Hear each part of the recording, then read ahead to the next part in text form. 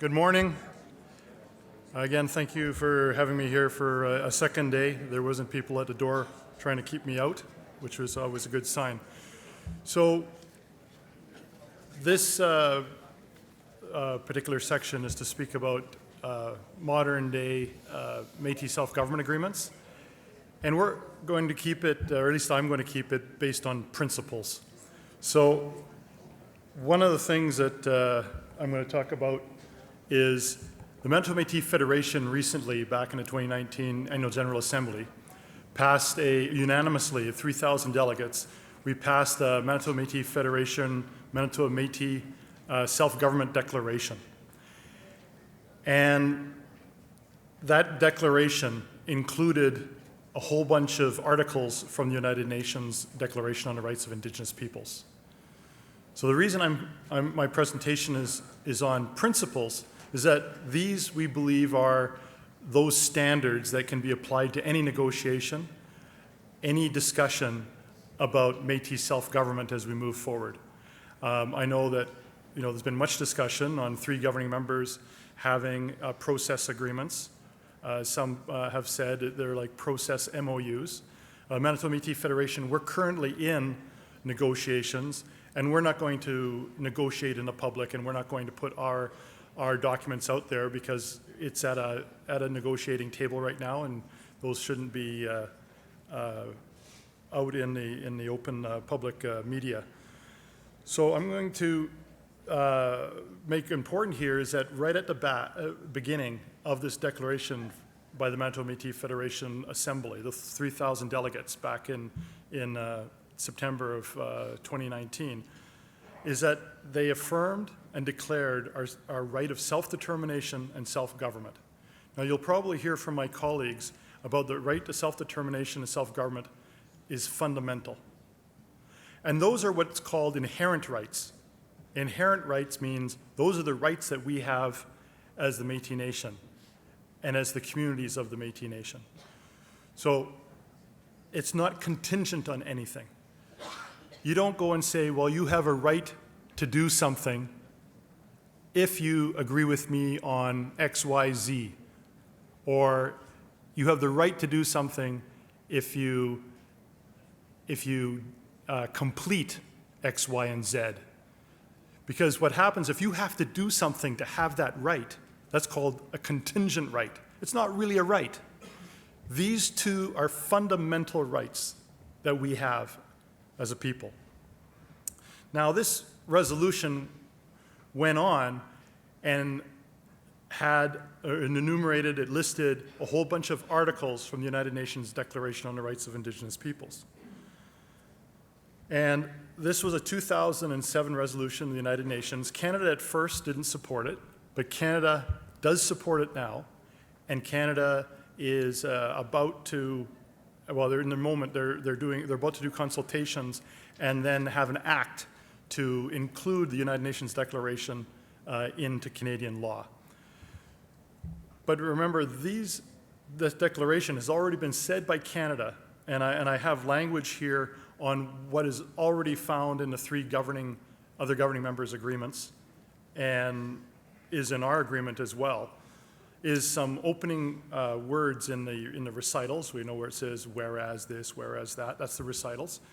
And they say, that these United Nations Declarations on the Rights of Indigenous Peoples, it sets out minimum standards for the survival, dignity, and the well-being of Indigenous peoples, including ourselves as the Métis Nation. So what are these articles? There's quite a few, and I'm only going to have about 8 principles here, and each article is a principle. So Article 4, I think again, this is the minimal, that we have the right to autonomy or self-government in the matters relating to our internal and local affairs. Now, what are internal and local affairs? There can be some discussion on that, but for sure, it's about identifying who we are as a people. It's about elections. It's about our self-governance structures, all the machinery within our governments. So those are the basics. Article 5, another principle, is that we have the right to maintain and strengthen. When you use the words maintain and strengthen our legal, economic, social, and cultural institutions, it means you already have them. You're not starting them up from the start, from the beginning. You already have them, so you have a right to maintain them, and you have a right to strengthen them. So again, that's also very important. Because this gets back to, again, I'm not going to negotiate in public what we're doing, but Articles 4 and 5, you would think that those would be things that Canada, considering that it supports and it's going to bring into law the United Nations Declaration, that they would support these right off the bat. Now they do. They've, intellectually, and this is where Mark Leclerc uses, I don't know if he's used it at this meeting yet, but Mark often says, there's an intellectual dishonesty. They can say they believe in these principles, and they support these articles, but when it gets to practice on the ground, you have to fight with them for them to recognize it. And they keep pushing back. Well, we don't know what that means, is what they would say. So Article 9, another one that our self-government declaration by our annual General Assembly was used as one of the principles to move forward, is that Indigenous peoples have a right to belong to an Indigenous community or nation. So you have a right to belong to one. Now, that doesn't mean the people from the East have a right to belong to ours, but if they have a right to create one of their own. It's not us telling them what they need to have. They're just not us. They're not part of our nation. And then Article 18. And this is important because in the other three governing members, and my colleagues can go into this in more depth, but for their agreement to have meaning, for their agreement to be legally binding, for them to be able to get their legislation to protect their agreement, to get their recognition, they have to jump through a whole bunch of hoops.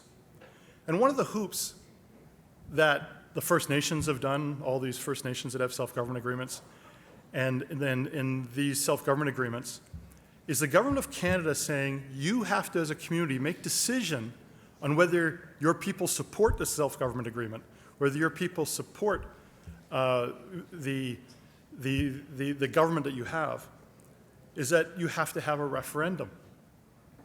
Now, the First Nations, some of them are quite small. The average First Nation is well under 500 people. And they're located on a discrete land base, like they have a reserve. So those are easy to do because you can have a vote, and everybody puts up their hands, and you get 51%, then the agreement. But that's not the way the Métis do it. In fact, we've never done referendums. We have the assemblies. Assemblies is our decision-making apparatus to decide how to agree or disagree with something. And that's been something we've been doing since the early days of the buffalo hunt. We made decisions, we made elections of who the captain was by assembly.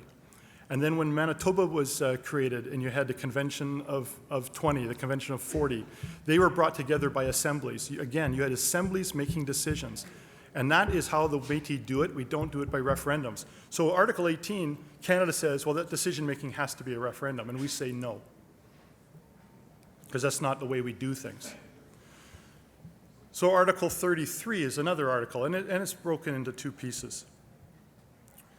And this is what the debate has been about all this last day and a half.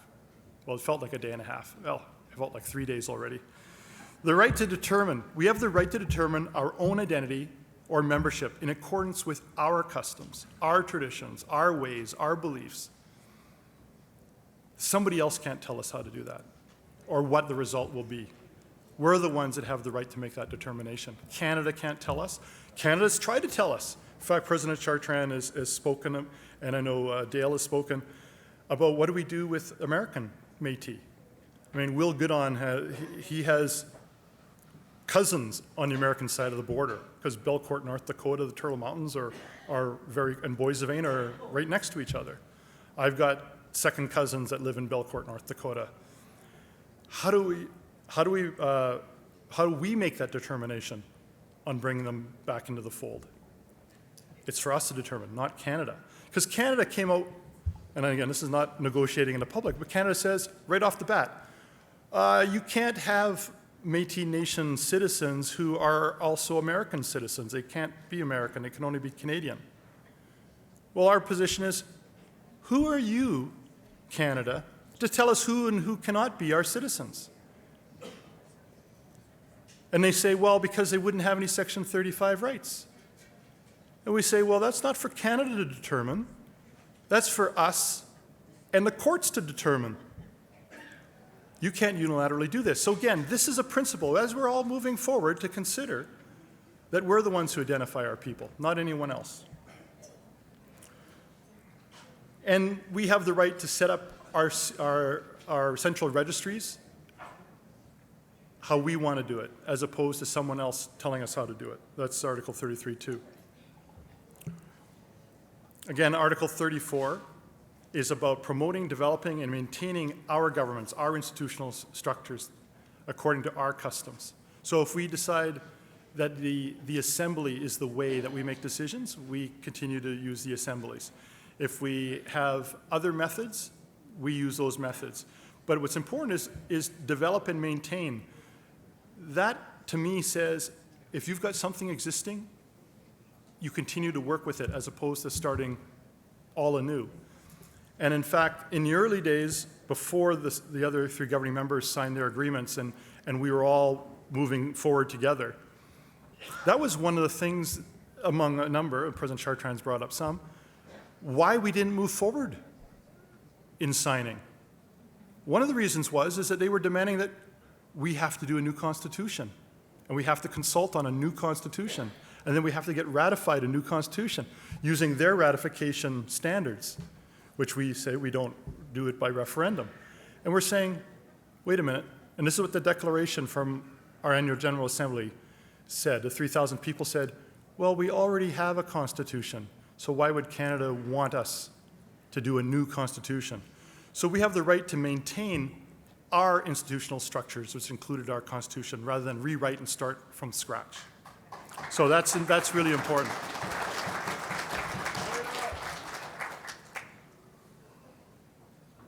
And this Article 36, and it's probably among the most relevant of the articles that we should be thinking about here.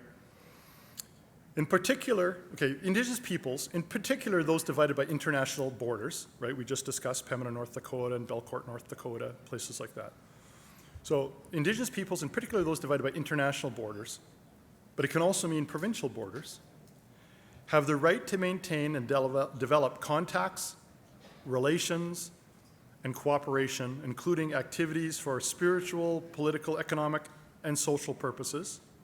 Well, economic and social and political are often moving together with their own members as well as with other peoples across boundaries. So that has two pieces. One is the Saskatchewan border, the Alberta border, the Ontario border for the Métis Nation. Those are just artificial borders, and we have a right to have political, social, and economic connections across borders. And just before I came up, one of our Manitoba Métis Federation citizens said, well, there's many people are asking, because it was something that was said yesterday by Tiffany, our registrar, that we have 2,000 citizens living outside of Manitoba. They're non-resident members or citizens of the Manitoba Métis Federation of the Manitoba Métis community. And that right of having those citizens fits in here because it's across provincial boundaries. But there's also the idea of trade, having connections with other Indigenous peoples. So for instance, Indigenous peoples, we're already doing work with Colombians, the good kind of Colombians. So we're doing work with Colombians. Yeah, we're making money. No, we're not. But the concept is Canada,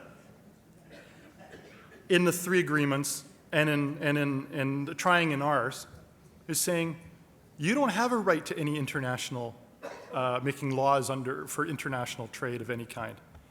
And we're saying, well, wait a minute. No, we can make laws for our community about international trade. You can't tell us how to do our internal workings of our community. And there is, under the United Nations Declaration of Rights of Indigenous Peoples, there is a right for us to be able to have that trade. So if it's a right, don't tell us how we're supposed to address and who we can address or who we can work with.